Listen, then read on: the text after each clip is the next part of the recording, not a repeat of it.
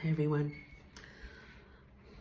I want to talk a little bit about the scene in your life that has expired.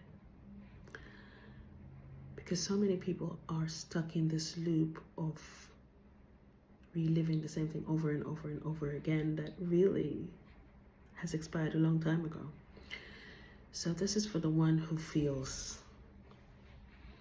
like this. Have you ever felt like life keeps handing you the same script? The same arguments, the same heartbreaks, the same disappointments, the same trips. You keep tripping every time you get to a particular point in your life and it doesn't go any further. And you're there thinking to yourself right now, why me? Why is this happening again? Why am I not getting support? Why am I so unlucky? You know what? I want to tell you something today. Life is not punishing you. It's trying to wake you up in a sense. It's trying to remind you with a tap on the shoulder, hey, that experience was just a lesson. All you needed to take from that scene was the lesson that it taught you, that maybe this thing doesn't allow me to express my wholeness. Maybe this thing really doesn't align with my divine purpose. So I really wasn't supposed to be stuck in that scene, reliving it over and over again. I was just to take a lesson from it, open the door, and go to the next scene. See, your reality is only as free as you allow your mind to think or your thoughts to expand. So if you still believe from some kind of paradigm or some kind of beliefs or something that was taught that this is all you really deserve. You know what? Life doesn't really get better than this. I had to go through heartbreak. I had to go through all these atrocities. So, you can deal with it too. It didn't kill me. So it possibly won't kill you. See, these are the things that we want our reality to change, but we don't change the way we think. We're not matching what we're hoping to accomplish in life with how we're feeling and how we're acting and how we're thinking and how we're speaking. Not only to people on the outwards, to yourself. Every time you look in the mirror, if you're kind to yourself, if you say, yes, you got this, or you say, yeah, you don't deserve any better, you're not worthy. See, these aren't just words that are uttered out of your mouth. This is you becoming your own abuser over time. And yes, the mirror lies, but you lie too, because you are the one who gave the mirror this reflection of a depleted you before you even realize, hey, this scene ended. I can go to the next one. So it's like you're rehearsing a role. You're in this play, and the play ended, but somehow you remain on stage going over the same expressions of the lesson that you should have learned and just went on.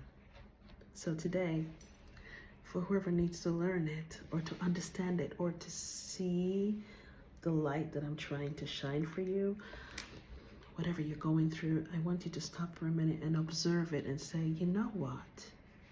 Maybe there was only a lesson in this for me. Let me observe it. So instead of taking the lesson, I ended up creating a habit or creating an addiction or creating a need, believing that I am stuck here.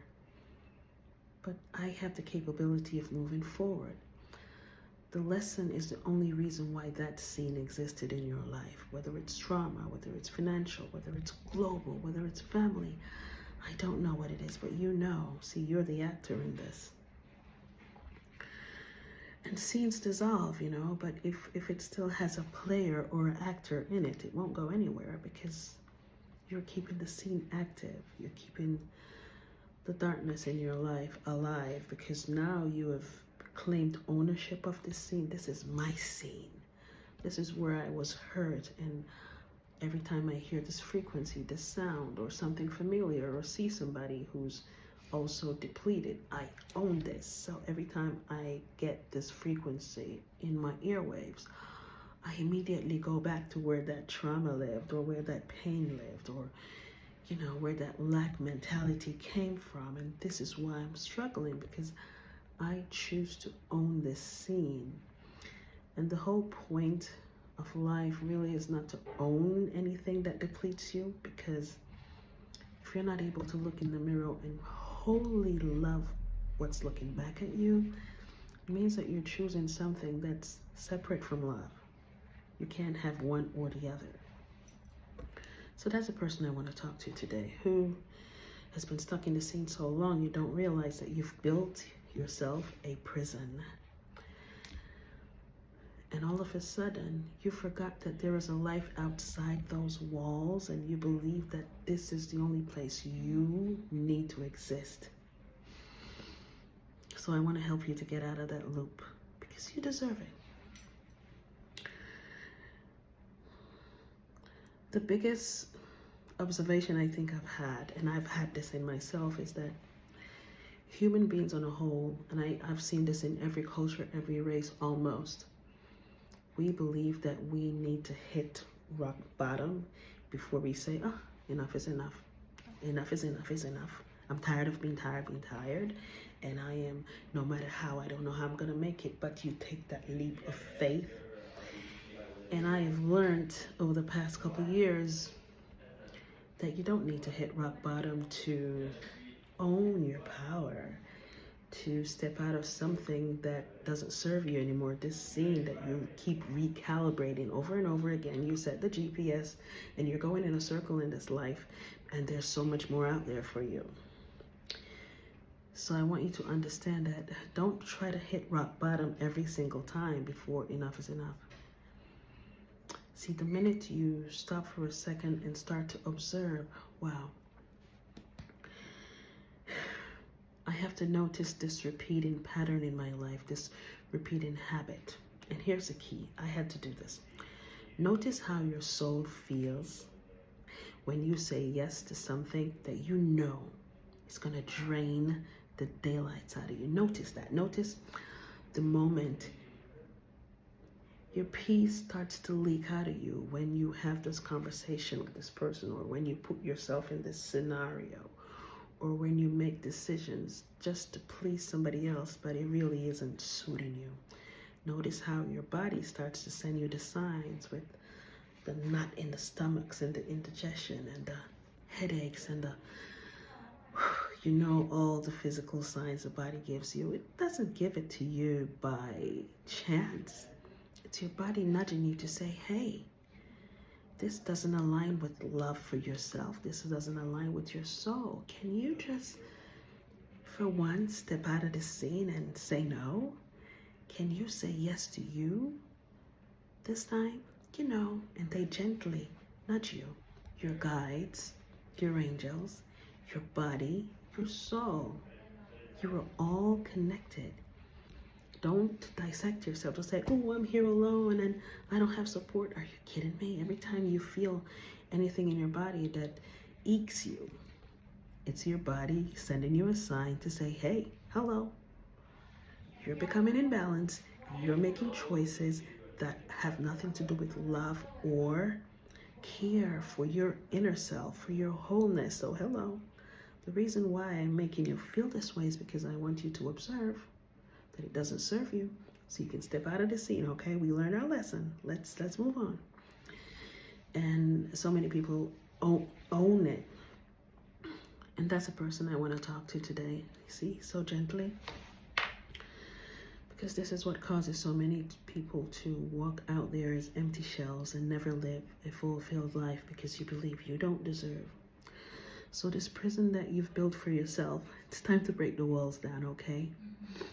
Wait, you actually don't need to break the walls down, because you're the one who built them, didn't you? You actually have the keys. The keys is your observation that, hey, this habit is not working for me anymore. This addiction, there is where this addiction started, right there when I was 13 or when I was 12 or when I was 21, when this happened. That's where my relationship from this came from. So that's when I started to lay brick on top of brick on top of brick to try to own this thing that doesn't serve me. Oh, I have the key. I can open this door anytime. The key is your choice, is you identifying the factor that's been keeping you in a scene that doesn't serve you, and realizing the key is your choice that you've identified, and now I am done. I am taking a leap of faith, and I am moving out of this place. You don't even need to break the walls down. It's that easy. So the truth is, if you've always had the key, why is it that today, in 2025, you still feel depleted and you still feel defeated? Well, you're actually not fighting a war with anybody, except you. And the you-ness, the whole you-ness of your being is waiting there for you to identify the things that don't serve you by following the lead that your body gives you and your intuition tells you, this is not for me. You're going to say no today. And the minute you do and start saying no when it matters, is the day every single thing changes. So I know this was a little bit long, but I wanted to be so gentle because I'm saying this with all love. See that? Breathe. Breathe as much as you need to. Sigh as much as you have to. And ask yourself, am I still living in something that already ended? Because this scene probably ended when you were 13, but you keep living it over and over again. And your beautiful soul deserves more, deserves to explore this world and just do this. Just breathe. And there's a point in your life when you get to peace when you do this. It's a point where I am now, where no matter what's going on in the world around you, within your family, even in your household, even in the room that you are now, no matter how busy it is, there's a peace that comes with a breath that you pull. And it's a peace that's so freeing. You feel as light as a feather. And in that moment, you can say to yourself, wow, I actually have everything that I need in this moment. That is true peace. No matter what's happening in that now moment, because you have made a choice to move out of that scene. And not the fear of the next scene, but the excitement of what's to come, because I realize I actually have truth and I have power and I have more.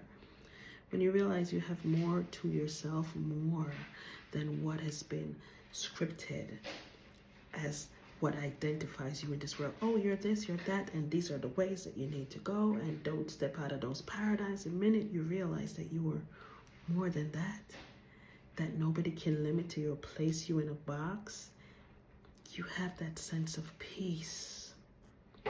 And don't keep looking for a place. Peace is not a destination. It's a peace of mind. It's a conscious awareness that I am here, but I am also everywhere that my mind can take me right now.